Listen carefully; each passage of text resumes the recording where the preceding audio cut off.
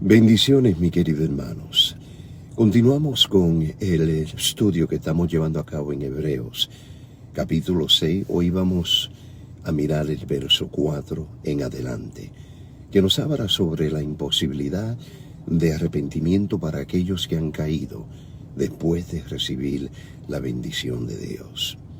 Ahora, ¿por qué es imposible que los que una vez fueron iluminados y gustaron del don celestial y fueron hechos partícipes del Espíritu Santo, y asimismo, continúa diciendo el texto, gustaron de la buena palabra de Dios y los poderes del siglo venidero, y recayeron, sean otra vez renovados para arrepentimiento, crucificando de nuevo para sí mismo al Hijo de Dios y exponiéndole a vituperio? ¿Por qué es imposible? La palabra imposible es puesta en una posición de énfasis.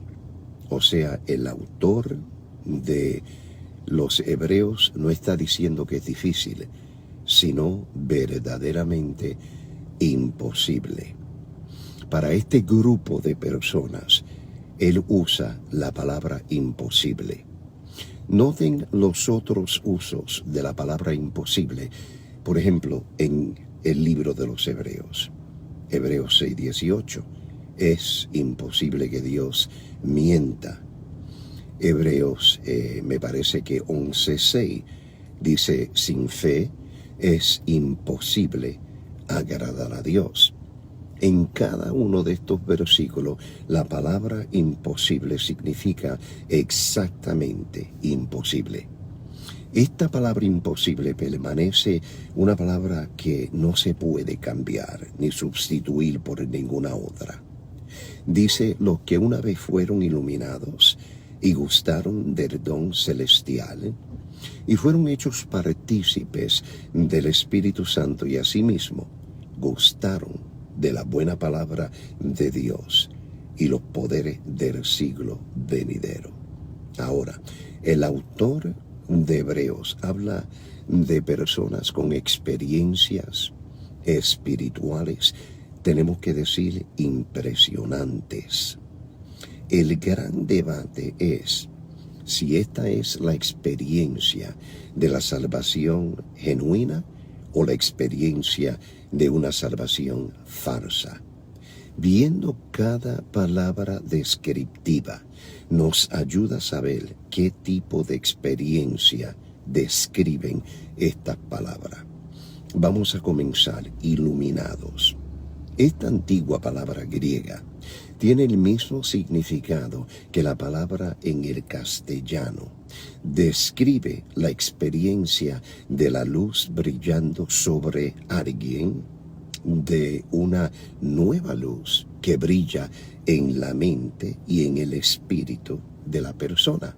Gustaron. La idea de gustar puede significar probar algo, pero otros usos de esta palabra indican una experiencia real y completa, como por ejemplo en el caso de Jesús. Hebreos 2:9 dice que él gustó la muerte. El don celestial es probablemente la salvación, como en Romanos capítulo 6, versículo 23, y Efesios capítulo 2, versículo 8. También dice, partícipes del Espíritu Santo. Este es un término único en el Nuevo Testamento. Tiene que ver con recibir al Espíritu Santo y tener comunión con Él. Entonces, las credenciales de estas personas son sumamente tremendas si tú te pones a pensar. Dice, gustaron de la buena palabra de Dios. Esto significa que ellos habían experimentado la bondad y la palabra de Dios y habían visto su bondad obrando en la vida de cada uno de ellos. Y mientras seguimos desarrollando, vemos que las experiencias de estas personas eran tremendas. Habla de los poderes del siglo venidero.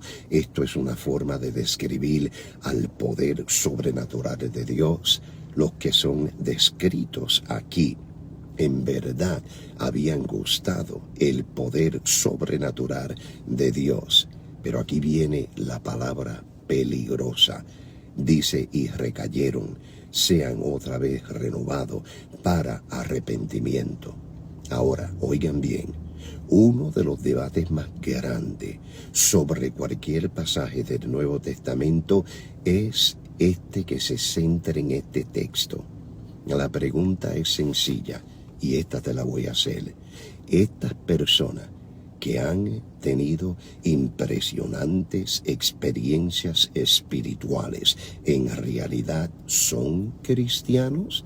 La segunda pregunta que te hago, ¿son elegidos por Dios, escogidos antes de la fundación del mundo? Oigan bien, los comentaristas se dividen sobre este tema, cada uno diciendo el asunto con gran certeza, pero sin llegar a una conclusión, porque en realidad es un pasaje bastante complicado. Por un lado, vemos claramente que algunos pueden tener grandes experiencias espirituales y aún así no ser salvos. Mateo 7, 21 al 23. Lean para que vean. Incluso uno puede hacer muchas cosas religiosas y no ser salvo.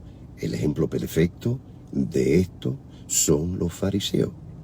Estos hombres hacían muchas cosas religiosas, pero no eran salvos, ni se sometieron a Dios. Estos hombres fariseos evangelizaban energéticamente, Mateo 23, 15. Miren, oraban de manera impresionante, Mateo 23, 14, y todavía vuelvo y te digo, no eran salvos. Hacían compromisos religiosos, Mateo 23, 16. Eran personas dedicadas. Diezmaban rigurosamente, Mateo 23, 23. Y todavía, te puedo decir con toda certeza, no eran personas genuinamente salvos. Respetaban las tradiciones religiosas, Mateo 23, 29 al 31. Ayunaban regularmente, Lucas 18, 12. Sin embargo, oigan, Jesús les llamó hijos del infierno. En Mateo 23, 15, nunca habían tenido una experiencia con Dios como el grupo de Mateo 7, habían hecho un milagro, habían profetizado, habían predicado, pero nunca habían tenido una experiencia con el Señor. Le dejo con ese pensamiento para que cuando continuemos navegando en esta porción bíblica usted tenga más entendimiento. Dios le bendiga y hasta la próxima.